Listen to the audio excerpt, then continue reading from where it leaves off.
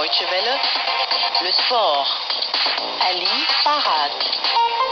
Et en Guinée équatoriale, le vice-président de la Fédération de football a écopé de 2 ans de suspension par la Confédération africaine de football pour tentative de corruption. Réunie le 3 juillet dernier au Caire, la commission de discipline de la CAF n'a pas fait dans la dentelle puisqu'elle a non seulement décidé de lourdes amendes et suspensions envers l'entente sétif El Merreikh et l'Étoile du Sahel, et elle a également prononcé une sanction de 2 ans envers Gustavo Ndong ainsi que de 25 000 $ d'amende.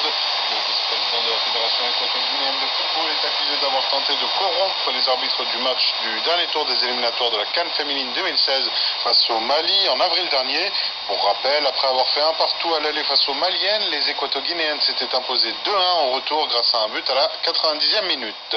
Par ailleurs, le joueur Emmanuel Ngudikama a lui aussi été suspendu pour une durée de 2 ans. Le Congolais qui évolue à l'AS Vita Club avait été contrôlé positif à l'éphédrine lors du deuxième match de poule du CHAN 2016 face à l'Angola en janvier dernier, une compétition que la République démocratique du Congo avait remportée par la suite. La sanction aurait pu être plus sévère, ce n'est pas de façon intentionnelle qu'il avait consommé ce produit, c'est ce que nous avions présenté comme moyen de défense. La commission a tenu compte de cet élément, voilà ce qu'a déclaré le médecin des Léopards, le docteur Bungu, à Radio Okapi.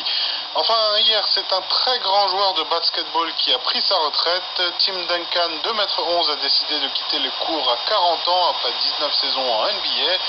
Durant sa carrière, l'ailier fort des San Antonio Spurs a remporté 5 titres de champion, notamment aux côtés du français Tony Parker et de l'argentin Manu Ginobili. Avec 26 496 points, Tim Duncan est le 14e meilleur marqueur de tous les temps en NBA.